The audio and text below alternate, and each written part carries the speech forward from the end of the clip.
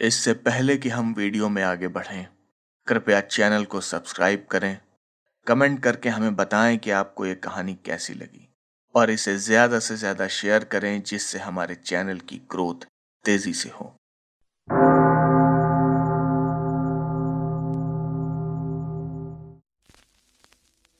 सत्ताईस सितंबर को जब डॉक्टर जॉन सीवर्ड और प्रोफेसर वैन हेल्सिंग कब्रिस्तान से वापस आए थे, तब प्रोफेसर ने जॉन से आर्थर और क्विंसी एडम्स को बुला भेजने के लिए कह दिया था। अभी उनके इस आखिरी काम में एक दिन बाकी था और इसीलिए प्रोफेसर कोई कसर छोड़ना नहीं चाहते थे। अगली शाम जॉन को अपनी मेज पर प्रोफेसर का एक नोट रखा हुआ मिला था। उसमें लिखा था, डियर जॉन, मैं ये नोट इसलिए छोड़कर जा रहा हूं जिससे अगर मुझे कुछ हो जाए तो कम से कम तुम्हें इसके बारे में पता हो। मैं आज रात कब्रिस्तान में ही रहूंगा। मुझे देखना होगा कि लूसी आज अपनी कब्र से बाहर ना निकले। मैं लूसी का कॉफिन पूरी तरह से सील कर दूंगा और उस पर लहसुन और क्रॉस लगा दूंगा जिससे लूसी बाहर ना आ सके। पर अफसोस की बात यह है कि इन सब चीजों से लूसी को हम सिर्फ कॉफिन के अंदर बंद रख सकते हैं, वो भी ज्यादा लंबे समय तक नहीं, क्योंकि अगर आज रात उसे खून नहीं मिला तो वो कल पक्का कॉफिन से बाहर निकलने की पूरी कोशिश करेगी और मैं भी शायद उसे रोक नहीं पाऊंगा। पर लूसी से मुझे उतना डर नहीं है जितना कि उससे जिसने लूसी को अनडेड बनाया है। वो बहुत ही शातिर है और जॉनथन की डायरी पढ़ने के बाद मुझे समझ आ चुका है कि उसे रोकना या फिर उसे ठिकाने लगाना आसान नहीं होगा। जितना मैं उसके बारे में जानता हूं, उसकी ताकत हम इंसानों से बहुत ज्यादा है और उसके पास तरह तरह की तिलिस्म है। वो जब चाहे अपना रूप बदल सकता है और भेड़ियों जैसे रात में निकलने वाले सारे जानवर उसकी हर बात मानते हैं। वैसे भी वो लंदन आ चुका है और उसके पास करने को कई शिकार हैं। मैंने तुम्हारी दराज में जॉनथन की डायरी की एक कॉपी रख दी है। उसे जितना जल्दी हो सके पढ़ लो और आगे आने वाले मुश्किल वक्त के लिए खुद को तैयार कर लो। 29 सितंबर, डॉक्टर जॉन सीवर्ड की डायरी। प्रोफेसर न जाने क्या बातें करते रहते हैं। अनडेड, वैम्पायर, पता नहीं ये सब क्या है। मैंने कॉफिन में जो भी देखा उसके पीछे कोई ना कोई तर्क जरूर होना चाहिए, पर मैं ये नहीं समझ पा रहा हूं कि लूसी की लाश अभी तक वैसी की वैसी कैसे है। उसे मरे हुए एक हफ्ते से भी ज्यादा हो चुका है। मुझे अभी चुप रहकर बस देखना चाहिए कि आगे और क्या क्या होता है। वैसे भी कल रात की अच्छी नींद से मैं काफी तरोताजा महसूस कर रहा हूं। प्रोफेसर वैन हेल्सिंग से जब मैं, आर्थर और क्विंसी मिले थे तो उनका मन एकदम पक्का था। वो मुझे और क्विंसी को लेकर ज्यादा परेशान नहीं थे, पर उनका सारा ध्यान आर्थर, जिसे अब लॉर्ड गोडलमिंग भी कहा जाने लगा है, उसे समझाने पर था। आर्थर ने प्रोफेसर से कहा कि वो एक क्रिश्चियन है और शायद जो कुछ भी प्रोफेसर करने जा रहे हैं उन सारी चीजों को वो अपने हाथों से ना कर पाए, पर फिर भी वो उन्हें अपनी पीठ नहीं दिखाएगा और आखिर तक उनका साथ देगा। प्रोफेसर ने भी उससे कहा कि वो उसकी मान्यताओं का सम्मान करते हैं, पर जब उन्होंने आर्थर को बताना शुरू किया कि हम चारों क्या करने जा रहे हैं, तब आर्थर का पारा चढ़ गया। वो गुस्से में था। उसने प्रोफेसर से कहा कि आपने लूसी के लिए बहुत कुछ किया है और इसके लिए वो चाहे तो उसकी जान भी मांग ले, पर ऐसे लूसी की कब्र को वो नहीं छेड़ेगा। पर प्रोफेसर ने उसे समझाया कि वो एक बार उसकी बात तो सुन ले, उसके बाद अगर वो चाहे तो वो वापस भी जा सकता है। क्विंसी और मेरे कहने पर आर्थर कुर्सी लेकर बैठ गया और प्रोफेसर ने बोलना शुरू किया। उन्होंने आर्थर से पूछा, आर्थर, हम सबको मालूम है कि लूसी की मौत हो चुकी है, ठीक है ना? आर्थर ने हाँ में सर हिलाया। प्रोफेसर ने आगे कहा, पर तुम क्या कहोगे अगर मैं तुम्हें यह बताऊं कि लूसी अभी मरी नहीं है? आर्थर ये सुनकर बिल्कुल उछल पड़ा। वो बोला, मतलब क्या हमसे कोई गलती हो गई? क्या हमने उसे जिंदा ही दफना दिया है? प्रोफेसर ने कहा, बैठ जाओ आर्थर, मैंने ऐसा नहीं कहा कि वो जिंदा है, बल्कि मैं ये कहना चाहता हूं कि लूसी डेड नहीं, अनडेड है। आर्थर की शक्ल पर दुविधा साफ दिखाई दे रही थी। वो बोला, आप क्या कहना चाहते हैं? लूसी जिंदा नहीं है पर वो मरी भी नहीं है? और ये अनडेड क्या है? प्रोफेसर ने आर्थर से कहा कि ये एक ऐसी गुत्थी है जिसे सही तरीके से समझ पाना आसान नहीं है। उन्होंने कहा कि अगर मैं तुम्हें सब कुछ खुलकर भी बता दूंगा, तब भी तुम मेरी बात नहीं मानोगे। जब तक तुम अपनी आंखों से ये सब नहीं देख लेते, तब तक। मैं क्या कहूं आर्थर? मुझे तुमसे एक इजाजत लेनी है। आर्थर ने हाँ में सर हिलाया। प्रोफेसर ने कहा, आर्थर, मुझे लूसी का सर उसके धड़ से अलग करना होगा। ये सुनते ही आर्थर के सब्र का बांध टूट गया। वो चीखने लगा, आपने अभी तक मेरे सब्र का बहुत इम्तिहान लिया है, पर इसके आगे मैं कुछ नहीं सुनूंगा। मुझे लगता है आप पागल हो गए हैं, और शायद आपके साथ साथ मैं भी पागल हो गया हूं, जो ये सब सुनने के बाद भी मैं यहां खड़ा हूं। उस लड़की ने आपका क्या बिगाड़ा था कि अब आप उसकी लाश को भी चैन से नहीं पड़े रहने देना चाहते? मैं आपको तो क्या, किसी को भी ऐसा नहीं करने दूंगा। प्रोफेसर ने इस बार आर्थर को लॉर्ड गोडलमिंग कहकर पुकारा और कहा कि वो बस एक बार उन सब के साथ लूसी की कब्र तक चले।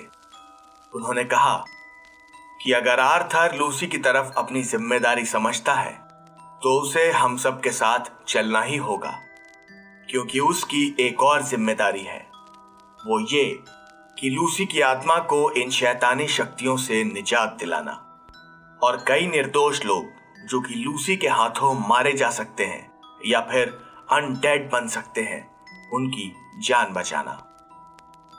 प्रोफेसर ने आगे कहा, आर्थर, तुम मेरे साथ बस एक बार चलो, और हाँ, अपना ये गुस्सा ठंडा कर लो, कम से कम कुछ देर के लिए ही सही, क्योंकि इसके बाद जो भी तुम देखोगे, शायद तुम्हें गुस्सा नहीं, डर महसूस होने लगेगा। ये तुम्हारे लिए जितना दुखदाई है, उतना ही मेरे लिए भी, और ऐसा करके हम लूसी की मदद ही कर रहे हैं। हम में से कोई नहीं चाहेगा कि वो इस हालत में मासूम बच्चों की जान लेती फिरे। प्रोफेसर की बात सुनकर आर्थर शांत हो गया और वो भारी मन से हमारे साथ जाने के लिए तैयार हो गया। किसी तरह हम सब ने भी अपना मन पक्का किया और रात 12:15 के आसपास हम चारों कब्रिस्तान पहुंच गए। ये पूरे चांद की रात थी, मगर बादलों के झुरमुट बार बार चांद के साथ आंख मिचौली खेल रहे थे। हम पीछे की दीवार कूदकर अंदर पहुंचे। मुझे लग रहा था कि आर्थर शायद खुद को संभाल नहीं पाएगा, पर वो जितना दिखता है उससे कहीं ज्यादा मजबूत है। हम कॉफिन तक पहुंचे ही थे कि प्रोफेसर मेरी तरफ पलटे और पूछा, जॉन, तुमने लूसी की लाश इसी कॉफिन में देखी थी ना? मैंने हाँ में जवाब दिया। प्रोफेसर ने रेंच से कॉफिन खोलना शुरू किया, पर जैसे ही उन्होंने कॉफिन का ढक्कन हटाया, तो सबसे ज्यादा सदमा आर्थर को लगा। कॉफिन आज फिर से खाली था। आर्थर पीला पड़ गया था और उसके मुंह से शब्द नहीं निकल रहे थे। हम सभी कुछ पल खामोश खड़े रहे। उसके बाद मैंने और प्रोफेसर वैन हेल्सिंग ने आर्थर को पिछले 2 दिनों में लूसी के बारे में सब कुछ बताया, और ये भी कि कैसे हमने उस बच्चे को लूसी के चंगुल से बचाया था। प्रोफेसर ने आर्थर को कहा कि उसी रात उन्होंने दरवाजे पर लहसुन और क्रॉस रख दिए थे, जिससे लूसी अपनी कब्र से बाहर ना निकल पाए, पर उन्होंने वो सब आज सुबह ही आकर हटा दिया था, जिससे हम कम से कम आर्थर को अपनी बात का यकीन तो दिला सकें। आर्थर अभी भी सदमे में था। प्रोफेसर ने हम सब से बाहर आने के लिए कहा और बाहर आते वक्त उन्होंने इस कमरे में ताला लगा दिया। मैं ये सब पहले भी देख चुका था, इसीलिए शांत था, पर क्विंसी तो जैसे खुद को बहादुर दिखाने की कोशिश कर रहा था। उसने अब तक एक भी बार प्रोफेसर या मेरी किसी भी बात का विरोध नहीं किया था, पर क्विंसी शायद थोड़ा बेचैन था, इसीलिए उसने तंबाकू चबाना शुरू कर दिया था। प्रोफेसर ने उसे कुछ काम सौंपा था जिसके बारे में मुझे कोई जानकारी नहीं थी। उसने अपने बैग से एक बिस्किट जैसा कुछ निकाला और उसे गुथे हुए आटे जैसी एक चीज में मिलाने लगा। उसके बाद उसने एक पुट्टी सी बना ली और उसकी पतली पतली लकीरें काटी और उन लकीरों को कब्र के कमरे के बाहर जो दरवाजा था उसके कब्जों के पास चिपकाने लगा। मैंने उससे पूछा कि ये सब क्या है और तुम क्या कर रहे हो, तो उसने बताया कि वो ये दरवाजा सील कर रहा है जिससे वो अनडेड यानी लूसी किसी भी हालत में अंदर ना जा सके। पर प्रोफेसर बीच में ही बोल पड़े। उन्होंने कहा कि बस इतना समझो कि ये बहुत ही पवित्र चीज है जिससे कोई भी अनडेड इस कमरे में नहीं जा सकता। इसके बाद हम में से किसी ने प्रोफेसर से कोई सवाल नहीं किया। प्रोफेसर ने हमें जरा भी आवाज करने या फिर रोशनी करने से मना किया था, इसीलिए हम सभी कब्र पर लगे पत्थरों के पीछे छुपकर बैठ गए थे। हम सब अपनी अलग अलग जगह पर बैठे थे और हमारी पोजीशन ऐसी थी कि कोई भी हमें बिना दिखे लूसी की कब्र तक नहीं पहुंच सकता था।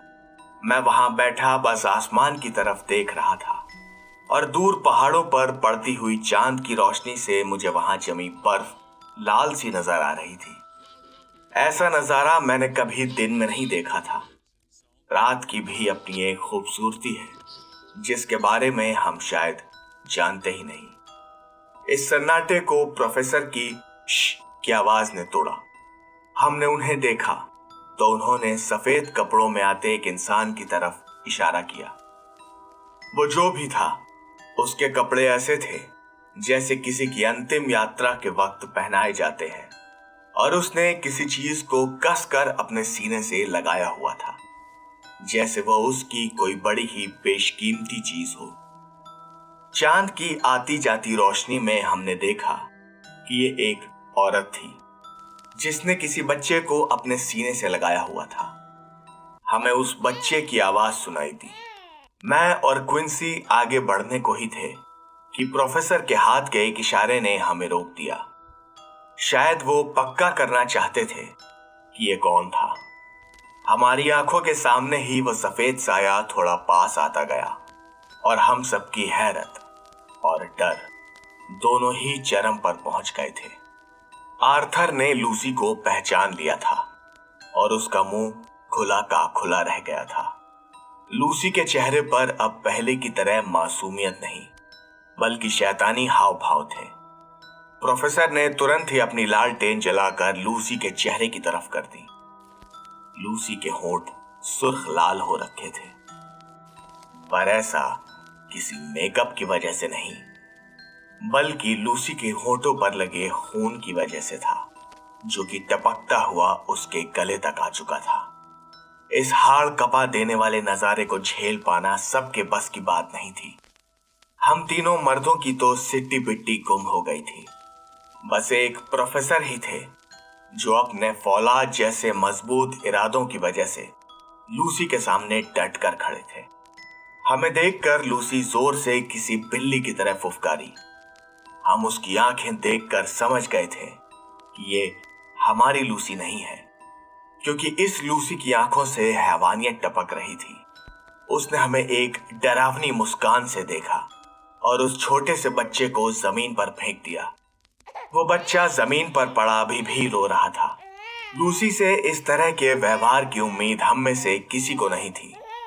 वो आर्थर की तरफ अपनी बाहें फैलाकर बढ़ी, पर आर्थर ने डर और घिन से अपने हाथों से अपने चेहरे को छुपा लिया। वो लूसी का ये रूप बिल्कुल भी देखना नहीं चाहता था। लूसी ने आर्थर से कहा, आओ आर्थर, मेरे पास आओ, मैं तुम्हारा इंतजार कब से कर रही हूं। हमारी तो शादी होने वाली थी ना आर्थर, सब भुलाकर मेरे पास आओ। लूसी की आवाज में एक खनक थी और वो ऐसी आवाज थी जिससे कोई भी सम्मोहित हो जाता। उसकी आवाज सुनकर कोई भी डर जाता, पर शायद ही कोई ऐसा इंसान होता जो उसके बुलाने पर खुद को रोक पाता। आर्थर के ऊपर किसी ने जैसे जादू सा कर दिया था। वो अपने दोनों हाथ फैलाकर लूसी के आगोश में जाने के लिए तैयार था। शायद हम में से किसी की भी हिम्मत नहीं थी जो आर्थर और लूसी के बीच में आ पाता, सिवाय प्रोफेसर वैन हेल्सिंग के। वो जैसे किसी शेर की तरह आर्थर पर झपटे और उसे एक तरफ फेंक दिया। अब वो लूसी के सामने खड़े थे। उन्होंने तुरंत ही अपना सोने का क्रॉस लूसी के चेहरे के सामने कर दिया। लूसी उस क्रॉस को देखकर एकदम से बिफर गई और पीछे हटकर अपने कॉफिन की तरफ भागने लगी। पर पता नहीं क्यों वो अचानक छिटक कर रुक गई थी और वापस हमारी तरफ पलटी। चांद की रोशनी में उसका चेहरा देखकर साफ समझ आ रहा था कि वो हम सब के साथ कुछ बहुत ही बुरा करना चाहती थी। और लूसी के वो भयानक खून से सने दांत देखकर भी प्रोफेसर उसके सामने डटे हुए थे। लूसी प्रोफेसर वैन हेल्सिंग के उस क्रॉस और दरवाजे पर क्विंसी की लगाई हुई उस पवित्र सील के बीच में थी। वैन हेल्सिंग जिन्होंने वो क्रॉस लूसी की तरफ किया था, उन्होंने आर्थर से पूछा, बताओ आर्थर, क्या अब जो मैं आगे करूंगा उसके लिए तुम मुझे इजाजत दोगे? आर्थर ने भारी आवाज में जवाब दिया, हाँ प्रोफेसर, आप जो चाहे वो करें। ये मेरी लूसी नहीं है, मैं इसे नहीं जानता। हम सब ने लूसी को घेरा हुआ था।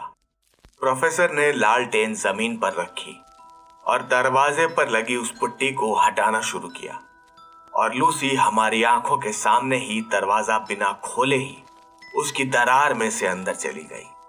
कब्रिस्तान के उस दरवाजे के पल्लों के बीच में बस एक सांस भर की जगह थी, पर लूसी पता नहीं कैसे उसके पार निकल गई थी। लूसी के अंदर जाते ही प्रोफेसर ने वो पुट्टी वापस दरवाजे पर लगा दी, यानी अब लूसी अपने कॉफिन वाले कमरे में बंद हो गई थी। प्रोफेसर ने थोड़ी और पुट्टी उस दरवाजे पर लगाई और हम सबको वापस चलने के लिए कहा। उनका कहना था कि हम सब अभी लूसी का ज्यादा कुछ नहीं बिगाड़ सकते, बाकी का काम हमें दिन में ही करना होगा, जब वो अपने कॉफिन में सो रही होगी। कल यहाँ एक फ्यूनरल है और दोपहर तक वो सारा काम निपट जाएगा। उसके बाद हम अपना काम कर सकते हैं। मैंने सपने में भी नहीं सोचा था कि मैं अपनी जिंदगी में कभी ऐसा कुछ देखूंगा। लूसी के इस कब्रिस्तान में आने से लेकर अभी तक सब कुछ शायद 2-3 मिनट में ही हुआ होगा, पर ऐसा लग रहा था कि हमने यहाँ पूरी रात बिता दी हो। वो छोटा बच्चा अब भी जमीन पर पड़ा था। प्रोफेसर ने उसे देखा और आर्थर को उसे उठाने के लिए कहा।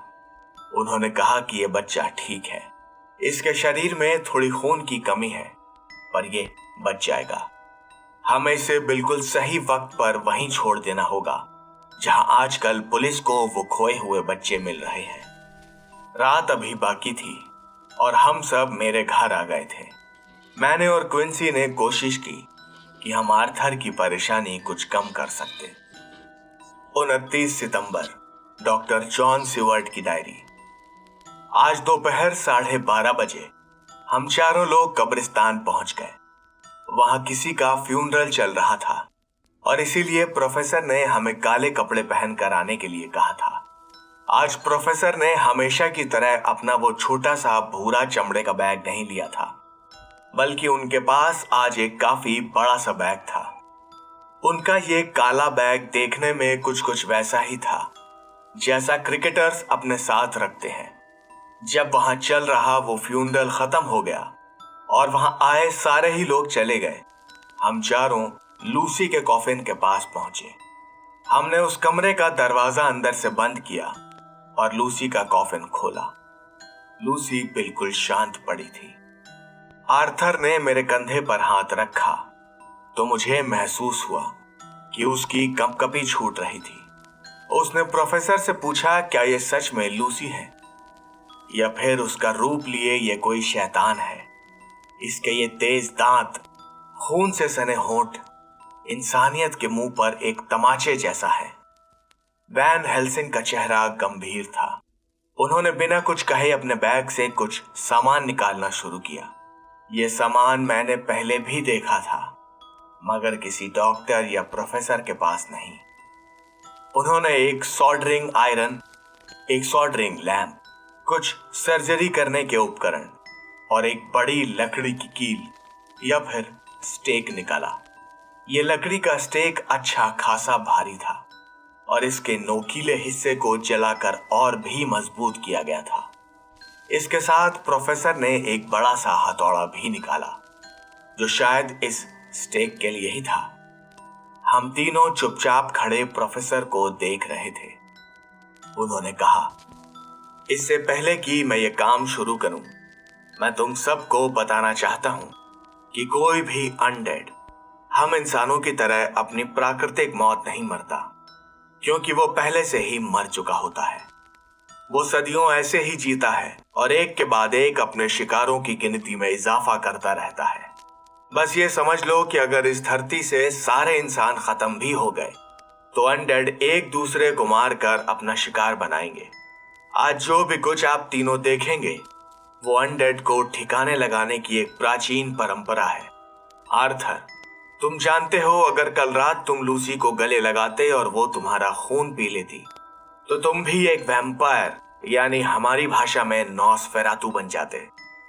रही बात उन बच्चों की जिनका खून अभी तक लूसी ने पिया है, उनकी हालत अभी उतनी खराब नहीं है। अगर हम लूसी की आत्मा को इस दुनिया से मुक्ति दिला दें तो वो बच्चे कभी भी अनडेड नहीं बनेंगे। उनके गले से वो निशान हमेशा के लिए गायब हो जाएंगे और उन्हें शायद लूसी के बारे में कुछ याद भी नहीं रहेगा। मगर इस सब में सबसे बड़ा फायदा लूसी का ही होगा, क्योंकि आज के बाद लूसी की आत्मा उस शैतान के चंगुल से आजाद हो जाएगी और उसे कभी भी किसी इंसान का खून नहीं पीना पड़ेगा। पर मैं चाहता हूं कि यह काम मेरे नहीं बल्कि लूसी के किसी अपने के हाथ से हो। प्रोफेसर का यह कहना था कि हम सब की नजरें आर्थर की तरफ घूम गई। आर्थर आगे बढ़ा और उसने अपने कांपते हुए हाथों को भींचा। उसने कहा, मैं तहे दिल से आप सबको धन्यवाद देता हूं, मेरा साथ देने और मेरी आंखें खोलने के लिए। यह काम मैं ही करूंगा, चाहे कुछ भी हो जाए। वैन हेल्सिंग ने आर्थर के कंधे पर हाथ रखा और कहा, वेल डन आर्थर, मैं जानता था कि तुम ऐसा ही कहोगे। लो, अब ये स्टेक लो और इसे लूसी के दिल के आर पार कर दो। आर्थर ने हथौड़ा और स्टेक उठाया और लूसी के पास गया। उसकी आंखें बता रही थीं कि वो अपना मन बना चुका था। पीछे खड़े प्रोफेसर ने बाइबल पढ़ना शुरू कर दिया। आर्थर ने स्टेक की नोक को लूसी के सीने पर रखा और अपनी पूरी ताकत से हथौड़ा मारा। लूसी के गले से एक भयंकर चीख निकली और वो थोड़ा छटपटाई, पर फिर वो शांत हो गई। लूसी ने अपने दांतों से खुद को ही घायल कर लिया था और उसके मुंह से खून बह रहा था। पर अभी आर्थर का काम पूरा नहीं हुआ था। उसने अपनी पूरी ताकत लगाकर एक और वार किया और वो स्टेक लूसी के दिल के आर पार हो गया। लूसी के सीने से बहता खून पूरे कॉफिन में भर गया था। धीरे धीरे लूसी की छटपटाहट खत्म हो गई। यह करना आर्थर के लिए आसान नहीं था। उसके हाथ से वो हथौड़ा छूट गया। अगर मैंने और क्विंसी ने उसे संभाला नहीं होता तो वो गिर जाता।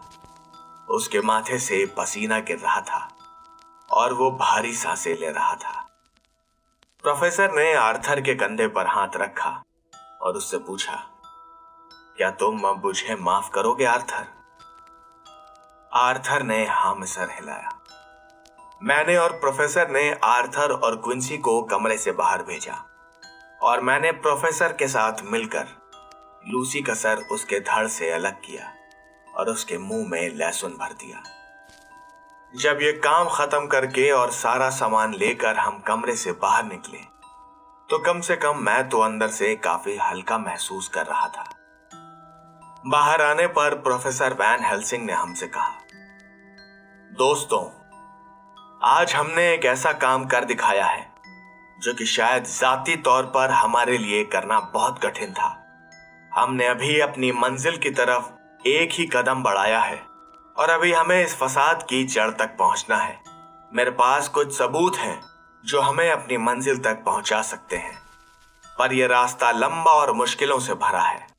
आज से ठीक 2 रातों बाद मैं तुम तीनों से डिनर पर मिलूंगा, जहां मैं सबको हमारी आगे की कार्यवाही के बारे में बताऊंगा। मैं आज रात एम्स्टर्डम जा रहा हूं और कल रात तक ही वापस आ पाऊंगा। उसके बाद हमें आगे आने वाले सबसे बड़े काम के लिए तैयार रहना होगा। मुझे आप सभी को बताने की जरूरत नहीं पड़ेगी कि हमें क्या क्या देखना और झेलना पड़ सकता है, और वैसे भी हम अब इस रास्ते पर बढ़ चुके हैं और हम चाहकर भी पीछे नहीं हट सकते।